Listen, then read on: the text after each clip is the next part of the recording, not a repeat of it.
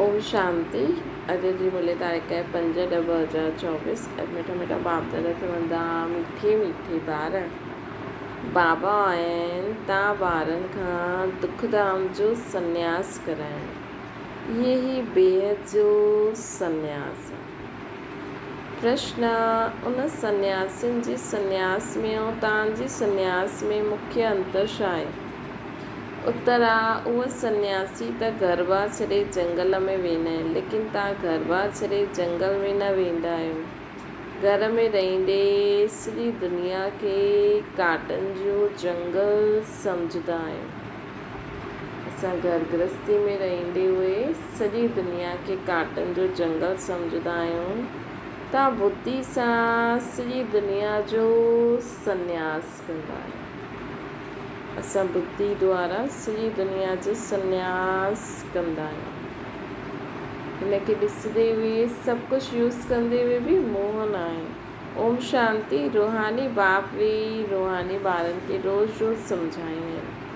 छोजी अधु कलाक जा बेसम्झ आहिनि न, त रोज़ रोज़ सम्झाइणो पवंदो आहे। पहिरियों त मनुष्य खे खपे शांती। आत्मायूं सभु असुर रहण वारी बि शांती धाम जूं आहिनि। असां सभी आत्मायूं शांती धाम जी रहण वारियूं आहियूं। बाप त आहे ई सदैव शांती जो सागर। हाणे तव्हां शांती जो वरसो प्राप्त करो था न। चवंदा आहिनि शांती देवा, अर्थात असांखे हिन सृष्टि सां पंहिंजे घर शांती धाम में वठी हलो अथवा शांति जो वरसो ॾियो। देवताउनि जे अॻियां अथवा शिव बाबा जे अॻियां इहे वञी करे चवंदा आहिनि कि शांती ॾियो। छोजी शिव बाबा आहे शांती जो सागर। हाणे तव्हां शिव बाबा सां शांती जो वरसो वठो था। बाप खे यादि कंदे कंदे तव्हांखे शांती धाम में वञिणो ज़रूरु आहे। न यादि कंदव त बि ज़रूरु वञिणो आहे। बाप खे यादि कंदे कंदे असांखे शांती धाम में ज़रूरु वञिणो आहे। न यादि कंदव त बि वञिणो त ज़रूरु आहे। यादि इन करे कंदा आहियूं कि पापनि जो बोझ जो सिर ते आहे उहो ख़तमु थी वञे। शांती ऐं सुख मिलंदो ई आहे हिकु बाप सां, छोजी उहो सुख ऐं शांती जो सागर आहे। उहो चीज़ ई मुख्य आहिनि। शांती खे मुक्ति बि चइबो आहे ऐं पोइ जीवन मुक्ति ऐं जीवन बंद बि आहे। हाणे तव्हां जीवन बंद खां जीवन मुक्त थियो था न। हाणे असां जीवन बंद खां जीवन मुक्त थियूं था। सतयुग में कोई बंधन न हूंदो आहे। ॻायल बि आहे सहज जीवन मुक्ति व सहज गति सदगति। हाणे ॿिन्हिनि जो अर्थ तव्हां ॿारनि खे सम्झायो आहे। सहज जीवन मुक्ति ऐं सहज गति सदगति। हाणे ॿिन्हिनि जो अर्थ असां बाबा ॿारनि खे सम्झायो अथई। गति चइबो आहे शांती धाम खे, सदगति चइबो आहे सुख धाम खे। सुख धाम शांती धाम, पोइ इहे दुख धाम आहे। तव्हां हिते वेठा आहियो। बाप चवंदा आहिनि ॿार शांती धाम घर खे यादि करो। आत्माउनि खे पंहिंजो घर भुलिजी वियो आहे। बाप अची करे यादि दिलाईंदा आहिनि, सम्झाईंदा आहिनि, हे रूहानी ॿार तव्हां घर वञी न सघंदा आहियो जेसि ताईं मूंखे यादि न कंदव। यादि सां तव्हांजा पाप सम थी वेंदा, आत्मा पवित्र थींदी, पोइ ई पंहिंजे घर वेंदी। तव्हां ॿार ॼाणंदा इहे अपवित्र दुनिया आहे। हिकु बि पवित्र मनुष्य न आहे। पवित्र दुनिया खे सतयुग, अपवित्र दुनिया खे कलयुग चइबो आहे। राम राज्य और रावण राज्य आहिनि। रावण राज्य सां अपवित्र दुनिया स्थापना थींदी आहे। इहे ठहियलु हिकु खेल आहे न। इहे बेहद जो बाप सम्झाईंदा आहिनि। उन्हनि खे ई सत्य चइबो आहे। सत्य ॻाल्हियूं तव्हां संगम ते ई ॿुधंदा आहियो, पोइ तव्हां सतयुग में वेंदा आहियो। द्वापर में पोइ रावण राज्य शुरू थींदो आहे। रावण अर्थात असुर ठहियो। असुर कॾहिं सत्य न ॻाल्हाए सघंदो। इन करे हिनखे चइबो आहे कूड़ी माया कूड़ी काया। आत्मा बि कूड़ी त शरीर बि कूड़ो। आत्मा में संस्कार भरिजंदा आहिनि न। 4 धातियूं आहिनि। सोनो चांदी तांबो लोहो सभु खाद निकिरी वेंदियूं आहिनि, बाक़ी सचो सोनो तव्हां ठहींदा आहियो हिन योग बल सां। तव्हां जॾहिं सतयुग में आहियो त सचा सोना आहियो। पोइ चांदी पवंदी आहे त चंद्रवंशी थी वेंदा आहियूं। पोइ तांबे जी ऐं लोहे जी खाद पवंदी आहे द्वापर कलयुग में। पोइ योग सां तव्हांखे तांबे जो चांदी लोहो तांबे जी खाद आहे उहा निकिरी वेंदी आहे। पहिरियों त तव्हां सभु आत्माऊं शांति धाम में हुयो, पोइ पहिरियों ईंदा आहियो सतयुग में, त हुनखे चइबो आहे गोल्डन एज। तव्हां सचो सोनो हुयो। योग बल सां खाद सॼी खाद निकिरी करे बाक़ी सचो सोनो बचंदो आहे। शांति धाम खे गोल्डन एज न चईंदासीं, न शांति धाम खे गोल्डन एज न चईंदासीं। Golden silver copper iron age हिते चईंदासीं। शांति धाम में त शांति आहे। आत्माएं जॾहिं शरीर वठंदियूं आहिनि तॾहिं गोल्डन एज चइबो आहे। पोइ सृष्टि गोल्डन एज ठही वेंदी आहे। सतो प्रधान पंज तत्वनि सां शरीर ठहींदो आहे न। आत्मा सतो प्रधान आहे त शरीर बि सतो प्रधान आहे, है न। त शांति धाम खे हीरनि जी दुनिया चऊं। बाबा चवनि था हिते असां गोल्ड सिल्वर कॉपर आयरन आत्मा में खाद पवंदी आहे। गोल्ड खां पोइ आयरन कॉपर सिल्वर खाद पवंदी आहे। सिल्वर कॉपर आयरन पोइ पिछाड़ी में अची करे आयरन एज जो शरीर मिलंदो आहे। सॼी आत्मा में खाद पइजंदी आहे त गोल्डन सिल्वर एज हिन सृष्टि खे चइबो आहे। त हाणे ॿारनि खे छा करिणो आहे? पहिरियों शांति धाम में वञिणो आहे। इन करे बाप खे यादि करिणो आहे, तॾहिं ई तमो प्रधान खां सतो प्रधान ठही वेंदासीं। इन में टाइम ओतिरो ई लॻंदो आहे जेतिरो टाइम बाप हिते रहंदा आहिनि, है न। सतो प्रधान ठहिण में केतिरो टाइम लॻंदो आहे? जेतिरो टाइम बाप हिते रहंदा आहिनि। उहे गोल्डन एज में पार्ट वठंदा ई न आहिनि। त आत्मा खे जॾहिं शरीर मिलंदो आहे तॾहिं चइबो आहे इहे गोल्डन एज जीव आत्मा आहे। गोल्डन एज जीव आत्मा आहे। ईअं न चईंदासीं गोल्डन एजेड आत्मा आहे, न। गोल्डन एजेड जीव आत्मा पोइ सिल्वर एजेड जीव आत्मा हूंदी आहे। त हिते तव्हां वेठा आहियो, तव्हांखे शांति धाम बि आहे त सुख बि प्राप्त थींदो आहे। तव्हांखे शांति बि आहे त सुख बि प्राप्त थींदो आहे। त छा करिणो खपे? दुख धाम जो संन्यास करिणो खपे, न। बाबा वटि संगम युग ते असांखे शांति बि मिलंदी आहे त सुख बि मिलंदी आहे, न। अतींद्रिय इनखे चइबो आहे बेहद जो संन्यास। उन संन्यासियुनि जो त हद जो संन्यास आहे। घर बार छॾे जंगल में वेंदा आहिनि। उन्हनि खे पतो ई न आहे कि सॼी सृष्टि जंगल आहे। इहे काटनि जो जंगल आहे, न। इहे काटनि जी दुनिया आहे, उहो फूलनि जी दुनिया आहे। उहो भल संन्यास कंदा आहिनि परंतु पोइ बि काटनि जी दुनिया में आहिनि। जंगल में शहर खां दूर दूर वञी करे रहंदा आहिनि। उन्हनि खे उन्हनि जो आहे निवृत्ति मार्ग, तव्हांजो आहे प्रवृत्ति मार्ग। तव्हां पवित्र जोड़ा हुयो, हाणे अपवित्र ठहिया आहियो। उन्हनि खे गृहस्थ आश्रम बि चइबो आहे। सन्यासी त ईंदा ई पोइ आहिनि। इस्लामी बौद्धी बि पोइ ईंदा आहिनि। क्रिश्चन सां कुझु पहिरियों इस्लामी बौद्धी ईंदा आहिनि। त इहे झाड़ बि यादि करिणो आहे, चक्र बि यादि करिणो आहे। बाबा कल्प कल्प अची करे कल्प वृक्ष जी नॉलेज ॾींदा आहिनि। छो जी बाबा ख़ुदि बीज रूप आहे, सत्य आहे, चैतन्य आहे। इन करे कल्प कल्प अची करे कल्प वृक्ष जो सॼो राज सम्झाईंदा आहिनि।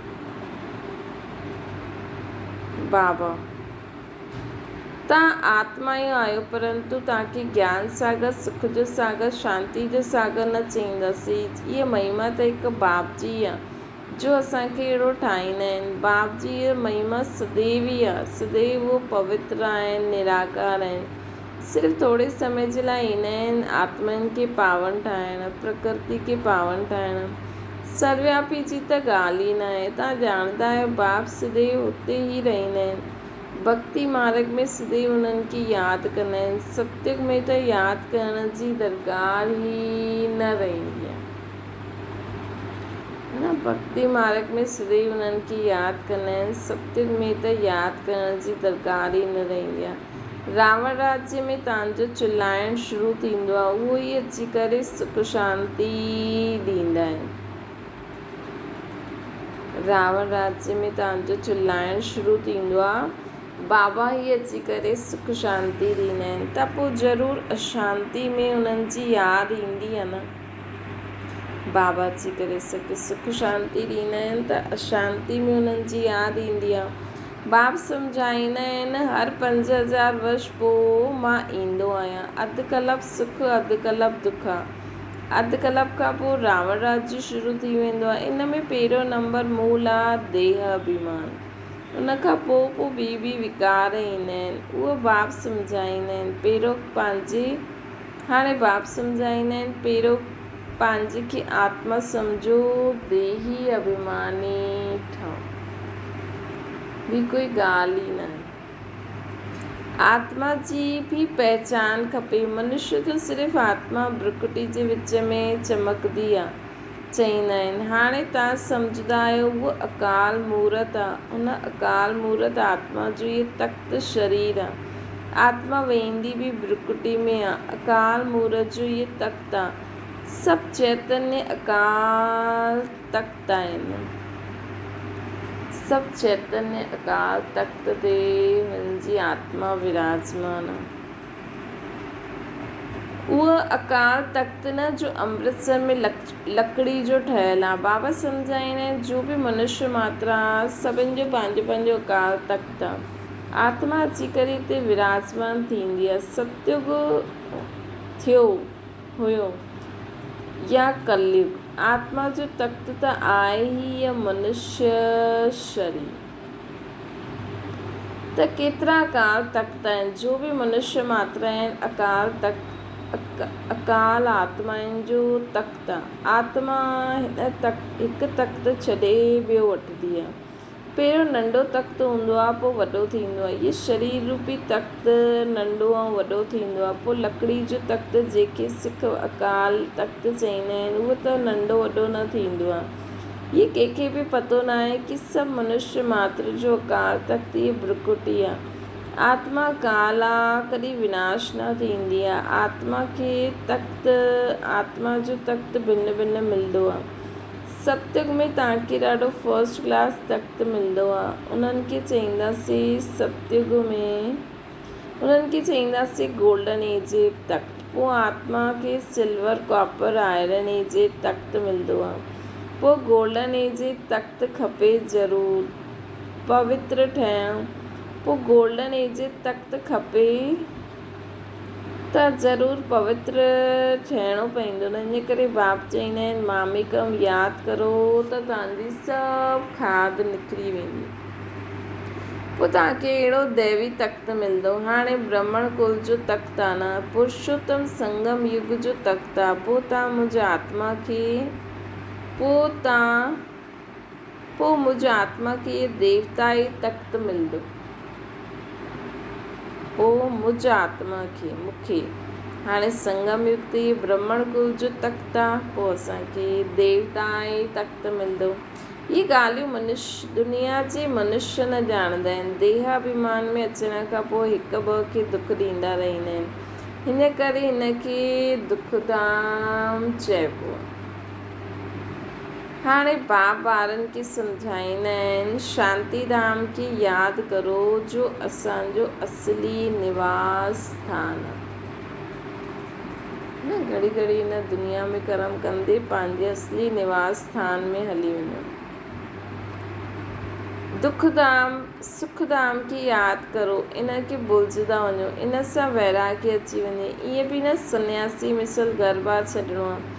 बाप सम्झाईंदा आहिनि उहो हिकु तरफ़ सुठो ॿियो तरफ़ बुरो। तव्हांजो त सुठो ई आहे। उन्हनि जो हठयोग सुठो बि आहे त बुरो बि आहे। छो जी देवता आहिनि जॾहिं वाम मार्ग में वेंदा आहिनि त भारत खे थपाइण लाइ पवित्रता ज़रूरु खपे, है न। देवता आहिनि जॾहिं वाम मार्ग में वेंदा आहिनि त भारत खे थमाइण लाइ पवित्रता ज़रूरु खपे। हिन करे उन्हनि जो पाठ हुयो त उन्हनि में बि मदद कंदा आहिनि। भारत ई अविनाशी खंड आहे न, बाप जो बि अचणु हिन ई अविनाशी खंड ते थींदो आहे। त हिते त बेहद जा बाप ईंदा आहिनि।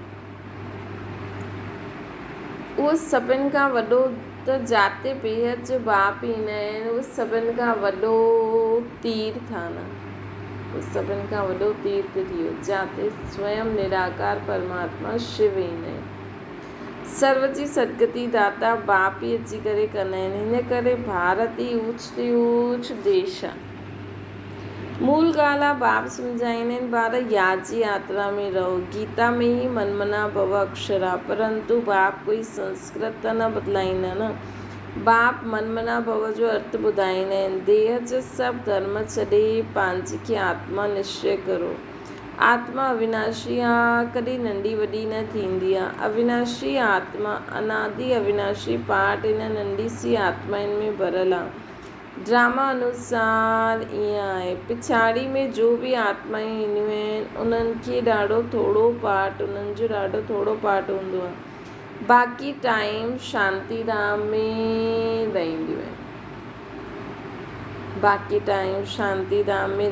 स्वर्ग में त अची न सघनि। पिछाड़ी खे अचण वारा हुते ई थोरो सुख थोरो दुख पाईंदा। जेका पिछाड़ी में आत्मा ईंदियूं आहिनि उहो त थोरो समय ईंदियूं, स्वर्ग में त न अची सघियूं। पिछाड़ी में अचण वारी हुते ई थोरो सुख हुते ई थोरो दुख पाईंदियूं। जीअं दिवाली ते मच्छर केतिरा ढेर निकिरंदा आहिनि। सुबुह जो उथी करे ॾिसो त सभु मच्छर मरा पिया आहिनि। त मनुष्यनि जो बि ईअं ई पिछाड़ी में अचण वारनि जी छा वैल्यू रहंदी, जीअं जानवर मिसल हूंदा। त बाप सम्झाईंदा आहिनि इहे सृष्टि जो चक्कर कीअं फिरंदो आहे। मनुष्य सृष्टि रूपी झाड़ नंढे खां वॾे खां नंढो कीअं थींदो आहे। सतयुग में केतिरा थोरा मनुष्य हुया, कलयुग में केतिरी वृद्धि जो झाड़ वॾो थींदो रहंदो। जाते कलयुग सतयुग में थोरा सा मनुष्य, ऐं हिते त ॾिसो केॾी सारी आत्मायूं थी वियूं आहिनि, गोड़ थी वियो। बाबा चईंदा आहिनि न मुख्य ॻाल्हि आहे बाप इशारो ॾींदा आहिनि की गृहस्थ व्यवहार में रहंदे हुए मामिकम यादि करो। 8 घंटा यादि में रहण जो अभ्यास करो। यादि कंदे कंदे आख़िरी पवित्र ठही बाप सां गॾु हली हलंदासीं।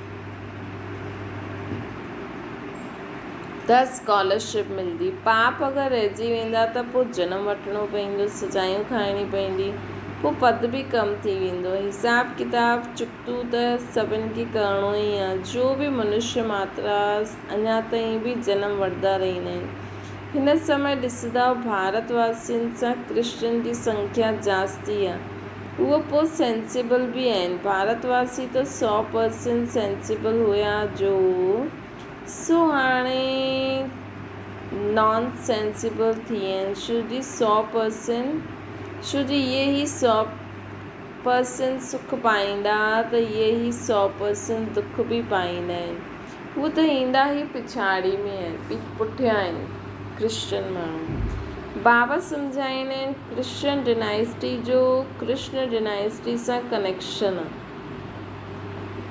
क्रिश्चन राज्य छीनियो, पोइ क्रिश्चन डिनाइस्टी सां ई राज्य मिलणो।